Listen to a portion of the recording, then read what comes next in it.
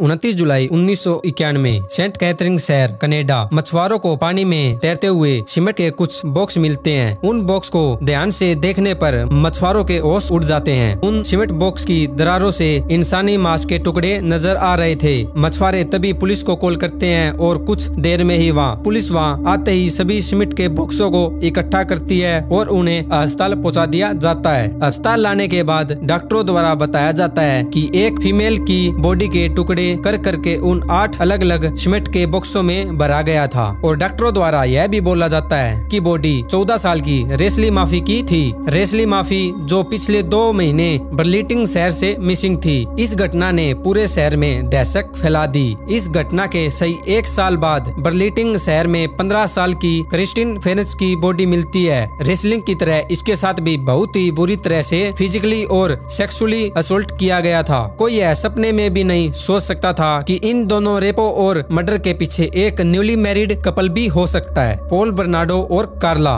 अक्टूबर 1987 Scarborough शहर Toronto. 17 साल की कार्ला एक क्लिनिक में जॉब करती है। उसी दौरान एक होटल में उसकी मुलाकात पॉल बर्नार्डो से होती है। पॉल बर्नार्डो यूनिवर्सिटी का स्टूडेंट था। कार्ला और पॉल अपनी पहली ही मीटिंग में एक दूसरे से इतने अट्रैक्टिव हो जाते हैं। उस मीटिंग के बाद कार्ला और पॉल अक्सर आपस में मिलते रहते थे और उसी वक्त पूरे शहर में एक रेपिस्ट की दहशत फैली हुई थी, जिसे स्कारबोरो रेपिस्ट के नाम से भी जाना जाता था। अक्सर सड़कों पे लड़कियों का पीछा करता था और मौका मिलते ही उन्हें घसीटकर झाड़ियों में ले जाता था और वह वहां पर उनके साथ रेप और फिजिकली असोल्ट करता था। अंधेरों में हमला करने वाला वो रेपिस्ट कोई और नहीं बल्कि पॉल बर्नार्डो था। हालांकि उस वक्त उसकी गर्लफ्रेंड कार्ला को इस बात की कोई भी जानकारी नहीं थी कि कार्ला के लिए पॉल एक परफेक्ट मैच था। अक्सर फिजिकली रिलेशन बनाने के दौरान कार्ला पॉल को पसंद नहीं करती थी, जबकि पॉल की सभी पुरानी गर्लफ्रेंडों से उसका ब्रेकअप इसी वजह से हुआ था।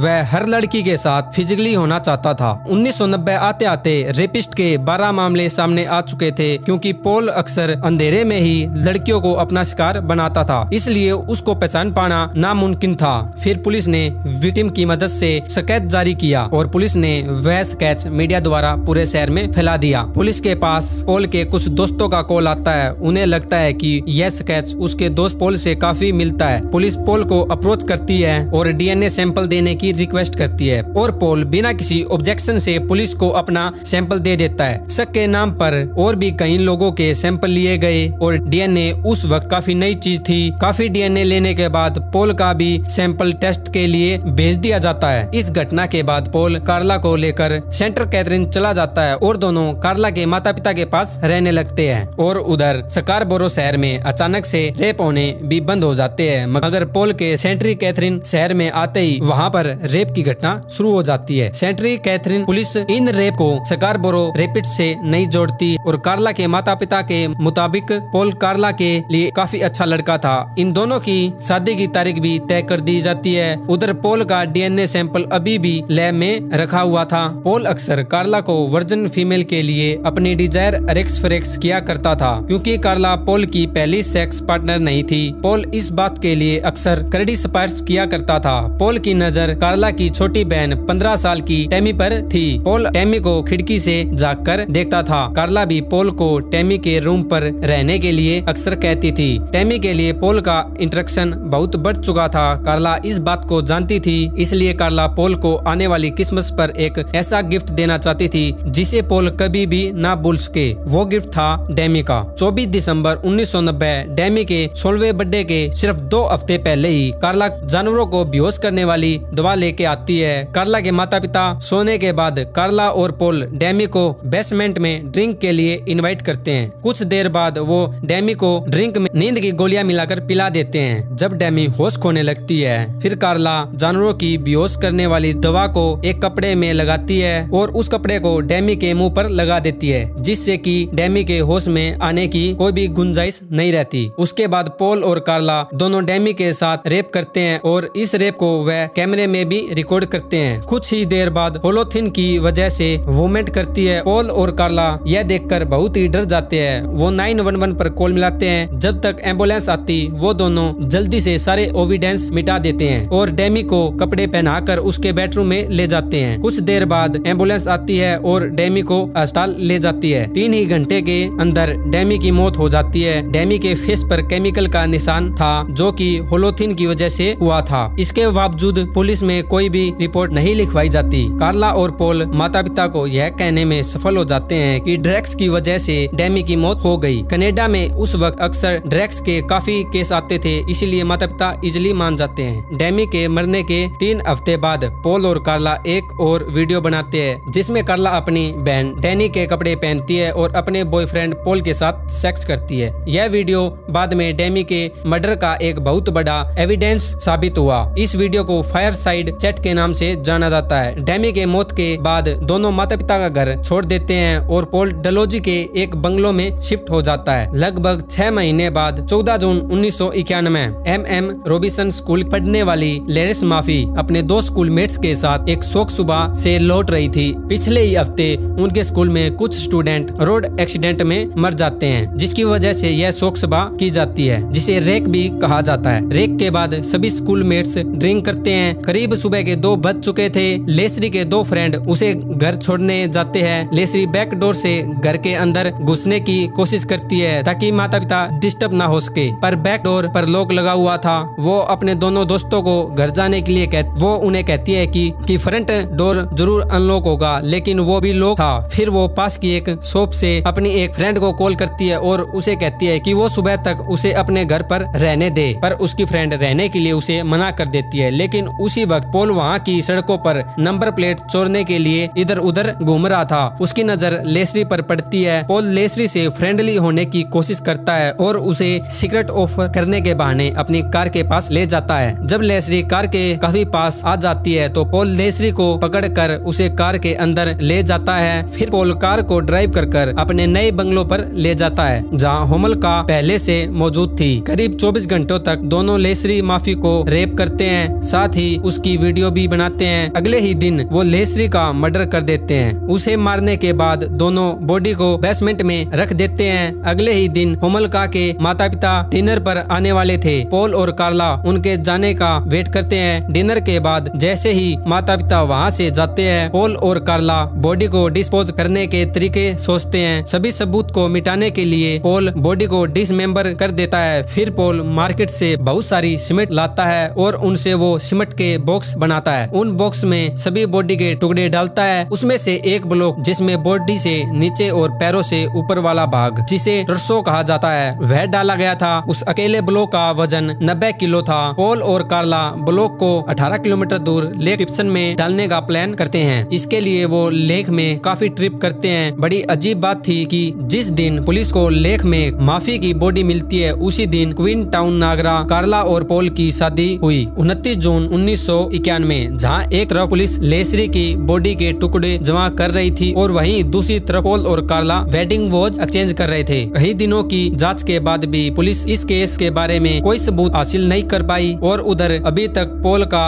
DNA भी टेस्ट नहीं हुआ था। इसी घटना को 10 महीने बीत जाते हैं और तारीख आती है 16 अप्रैल 1992। सेंट्री कैथरीन शहर होली क्रॉस स्कूल की एक स्टूडेंट 15 साल की करिसन फ्रेंच हमेशा की तरह स्कूल से अपने घर जा रही थी। उसका स्कूल घर से 15 मिनट की दूरी पर ही था। फ्रेंच के पास एक कार आकर रुकती है। कार से एक लड़की हाथ में मैप लिए उतरती है। वो लड़की फ्रेंच की तरफ बढ़ती है और मैप की ओर इशारा करते हुए मदद मांगती है। फ्रेंच जैसे ही मैप की ओर देखती है तभी पीछे से कोई हमला कर देता है और फ्रेंच के गले पर चाकू रखकर उसे कार की ओर ले जाता है। वो उसे कार की फ्रंट सीट पर बैठने के लिए बोलता है और हमलावर कोई और नहीं बल्कि पॉल ही था और इस बार उसके साथ उसकी वाइफ कार्ला भी थी। कार्ला और पॉल अब तक इस काम में काफी तरह प्रोफेशनल हो चुके थे। वो ऐसी काफी सारी वारदात कर चुके थे, पर फ्रेंच उनका बड़ा शिकार थी। फ्रेंच के घर न लौटने पर उसके माता पिता 24 घंटे के बाद पुलिस में रिपोर्ट कर देते हैं। फिर पुलिस आसपास के सभी घरों में पूछताछ करती है, लेकिन वहाँ पर कोई भी सबूत नहीं मिलता। लेकिन स्कूल से घर तक आने की दूरी में वहाँ पर फ्रेंच का एक शूज मिलता है, जिसे पुलिस लैब में भेज देती है। कुछ लोगों ने यह अबडक्शन होते हुए दूर से देखा था, इसलिए सभी को लगता है कि फ्रेंच को किडनैप करने वाले दो मेल है। पॉल के साथ बीच कमारों नहीं बल्कि दिन दाड़े चर्च की ओर पार्किंग लौटे हुए एक बच्चे का अपहरण मीडिया में बहुत बड़ा इशू बन चुका था। लोग सड़कों पर उतर चुके थे। कैथरीन के स्कूल मेंबर ने एक होप कैंपेन चलाया जिसमें सभी उसके सही सलामत लौटने की प्रार्थना करते हैं। उधर पॉल और कार्ला फ्रेंच को अपने पोर्ट डलोजी के बंगलों पर ले जाते हैं, उसे पकड़कर शराब पिलाते हैं। उसके बाद पॉल और कार्ला दोनों उसके साथ काफी गंदी तरह से रेप करते हैं। हमेशा की तरह इस बार भी वह फ्रेंच के रेप की वीडियो बनाते हैं। करीब 3 दिनों के टॉर्चर करने के बाद वो फ्रेंच का गला घोंटकर उसकी हत्या कर देते हैं। बॉडी को बर्लिटिंग के जंगलों में फेंक देते हैं। 30 अप्रैल 1992 फ्रेंच के अबडक्शन के 10 दिन बाद फ्रेंच की बॉडी एक गड्ढे से बरामद की जाती है। जहां पर उन दोनों ने बॉडी को फेंका था वहां से सिर्फ कुछ मीटर दूरी पर लेसरी माफी की कब्र थी। फ्रेंच की हत्या गला घोंटकर की गई थी। पुलिस एविडेंस ढूंढती है और फिर इस दौरान एक शख्स सामने आता है। वो पुलिस को बताता है कि मर्डर के पीछे उसके दोस्त पॉल का हाथ हो सकता है और वही स्कारबोरो और रेपिस्ट भी हो सकता है। हालांकि उसके पास इस बात को प्रूफ करने के लिए कोई भी सबूत नहीं था। पुलिस पॉल के घर पहुंचती है और पॉल उन्हें वेलकम करता है और बताता है कि उसे स्कारबोरो रेपिस्ट के केस में उससे पूछताछ कर ली जा चुकी है। पुलिस वाले देखते हैं कि पॉल और कार्ला एक मैरिड कपल है और न ही उनका कुछ क्रिमिनल रिकॉर्ड है। इसके अलावा फ्रेंच को जिस कार में ले जाया गया था वो कार पॉल की कार से भी मैच नहीं करती। इस वजह से पॉल को लगता है कि किसी ने इनको बदनाम करने की कोशिश की है। लेकिन अब पुलिस पॉल के घर तक पहुंच ली थी, इसलिए पॉल और कार्ला में अब डर पैदा हो गया था। इसी वजह से इन दोनों में मतभेद पैदा हो चुके थे। उनका झगड़ा इतना बढ़ जाता है कि एक दिन पॉल कार्ला को फ्लैश लाइट से इतना जख्मी कर देता है। इस घटना के बाद कार्ला अपने माता पिता के घर चली जाती है। कार्ला की मदर पॉल को छोड़ने के लिए कहती है और पुलिस में पॉल के खिलाफ रिपोर्ट लिखवाने के लिए कहती है। कार्ला जानती थी कि अगर इस रिपोर्ट से वो वीडियो भी बाहर आ जाएंगे जिसमें पॉल और कार्ला ने फ्रेंच लेसरी माफी और अपनी ही बहन डेमी को भी अनोसल्ट किया था। इसीलिए कार्ला अपना सामान पैक करने के बहाने बंगलों में वापस जाती है और जिस टैप्स के अंदर वो वीडियो थी उन्हें वह ढूंढने लगती है, पर उसे वो टैप्स नहीं मिलते। इसलिए वो पॉल से छुपने के लिए अपने किसी फ्रेंड के घर चली जाती है। उधर कार्ला को असोल्ट करने के में पॉल को गिरफ्तार कर लिया जाता है और अगले ही दिन उसे जमानत पर छोड़ दिया जाता है। 3 हफ्ते बाद आखिरकार टोरंटो पुलिस 26 महीने से पड़ा डीएनए सैंपल को चेक कर लेती है। पॉल का डीएनए सैंपल स्कारबोरो रेपिड से मैच कर जाता है। डाक फोरेंस पॉल को 24 घंटे सर्विलांस में रख देती है। वो उसे तब तक गिरफ्तार नहीं करती जब तक स्कारबोरो केस में वारंट न मिल जाए और पुलिस के पास मर्डर के अभी तक कोई सबूत नहीं थे। पुलिस कार्ला से पूछताछ करने लगती है। कार्ला सिर्फ डेमोटिक वायलेंस की बातें करती है। जैसे ही उसे मर्डर या स्कारबोरो रेपिस्ट के बारे में सवाल पूछते हैं वो अपने लेयर की डिमांड करती है। 14 फरवरी 1993 को कार्ला का एविडी कोर्ट पुलिस को एक डील ऑफर करता है जिसमें वो कहता है कि अगर कार्ला पुलिस का साथ दे तो उसके लिए पुलिस क्या कर सकती है, क्योंकि पुलिस के पास एविडेंस का कोई भी सबूत नहीं था। पुलिस एविडिकेट को एक डील ऑफर करती है जिसमें अगर कार्ला कोऑपरेट करे तो उसे फर्स्ट डिग्री मर्डर से बरी कर दिया जाएगा और केवल 12 साल की सजा होगी। कार्ला इस डील को मान लेती है। कार्ला पुलिस को बताती है कि किस तरह पॉल ने लेसरी और फ्रेंच का रेप और मर्डर किया। वो खुद को पॉल का विक्टिम बताती है। वो बताती है कि उसने वही किया जो पॉल ने उसे करवाया। वो पुलिस को वीडियो टेप्स की जानकारी भी देती है। पॉल के घर को 71 दिनों तक सर्च किया जाता है। बहुत से सस्पेक्टिव एविडेंस मिलते हैं। ऐसा कोई भी सबूत नहीं मिलता जो डायरेक्टली पॉल को